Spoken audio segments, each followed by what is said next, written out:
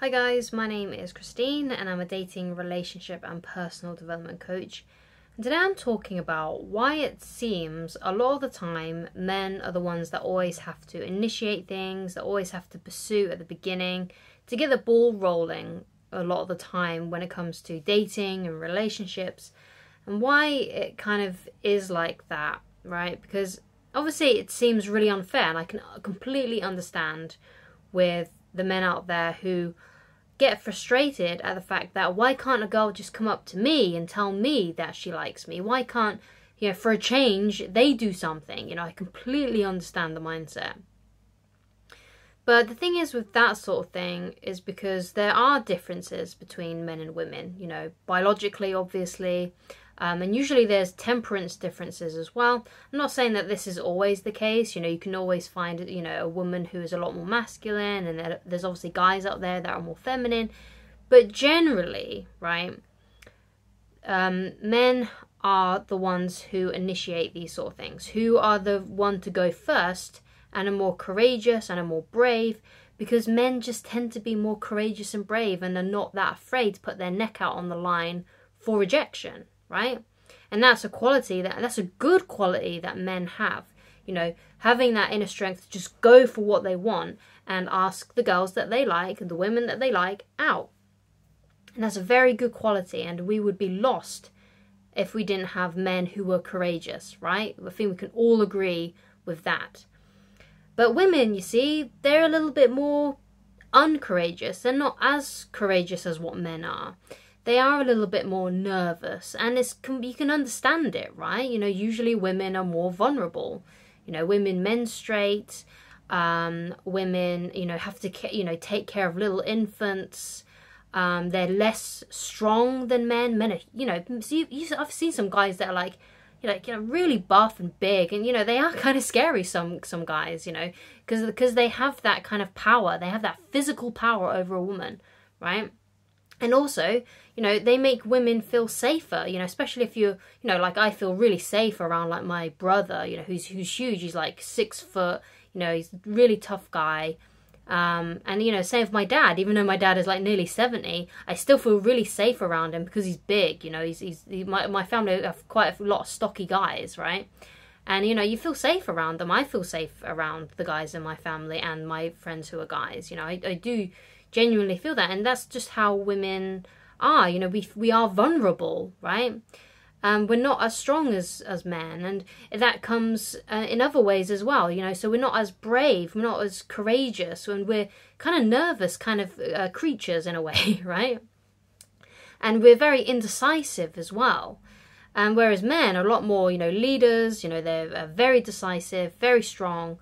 And they go for what they want, and they're not afraid to go for what they want. Whereas women are a little bit more afraid about that kind of thing, and that's why generally men are the ones that always have to initiate, because, a lot of women out there that you're going to come into contact with just aren't that brave, just are a bit nervous or unsure, or like, oh, I'm not sure if he does like me. Maybe I should go for that guy who, is, being there, and is saying to her, oh, I really like you. Maybe I should go for that guy rather than that guy over there who I do kind of like, who I do think is attractive, but he's not saying anything, he's not doing anything. So maybe I should go with this other guy, and then that guy misses out if he did actually really like her and he didn't do anything. And then she goes off and dates someone else, because that one is being more direct and more forward and saying, hey, I like you, let's go out, let's go out and for a drink, let's go out and, I'll take you out to dinner, whatever it is, whatever it may be, right? So I know a lot of people, I've seen a lot of men talk about this kind of thing online, about getting kind of angry, well, not angry, but just kind of annoyed that they're always the one that has to pursue. And a lot of the time, for some guys, unfortunately, it leads nowhere. Like they ask the girls out and they get rejected, and that kind of continues for a little while until they do find a girl that says yes. And it can be frustrating. And a lot of it is to do with preparation meeting opportunity, right? So you might think, oh, some guys are just lucky with girls, but it might be the case that they're just asking out more girls. That's what it could be. That's why they seem to be always on a date, seem to be why they're always getting attention from the girls. It's because they're just literally putting themselves out there more, So you have to, if you really want to find a woman to settle down with, then you need to, you know, start, you know, creating that preparation, doing the things that will facilitate you meeting women, talking to women, and meeting single women, right? So this is sometimes why it can seem like, you know, women never initiate. And I think a lot of people can sometimes think of it as like it's a social thing. You know, you kind of, you know, think back to like 100 years ago when, you know, the men would get down on one knee and, you know, do all this kind of thing, do, you know, court her, you know, do all this kind of like old-fashioned stuff, right? And it can seem like this is just because this is just how society is. Like some people think it's a social construct and that women have been kind of brought up to be kind of selfish or brought up to be kind of, don't know the correct word for it, but like basically they expect it, right? Expecting the men to come to them. And I'm sure there are some women out there that do have that attitude where they're like, I just want him to come to me. But would you really want to hang out with that kind of girl anyway if she does have that kind of weird expectation? But I genuinely think it's a biological thing. I think it's just simply because women tend to be a lot more nervous. They're not as brave. They're not as courageous in a lot of these kinds of ways. Women are very indecisive, you know. Whereas guys are a lot more forward. They're a lot more... That's why you see a lot more guy leaders in the world. And a lot of... If a feminist watches this, they're probably going to be mad at me. But it's true. There's a reason why there are a lot of guys in high positions. Because guys just naturally have that leadership energy. It doesn't mean that there's not some women out there that can have leadership energy. Because there certainly are. But as the general rule, guys are the ones that are more willing to put their neck out on the line for success. And the same goes for dating women as well. And that's why it appears that men are always the one that's initiating. And it's just because, you know, that's just how, you know, we are as human beings generally. Across the board, men are the ones that are more braver, that go for what they want. Women are a lot less unsure, are more nervous, they're more vulnerable. Therefore, they take their time to decide on things, to decide whether or not they like a guy enough to ask him out.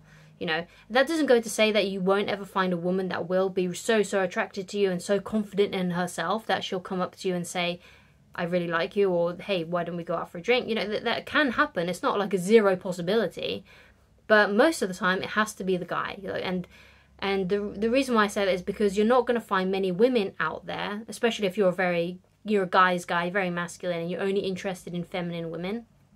You know, femininity is more delicate. Right?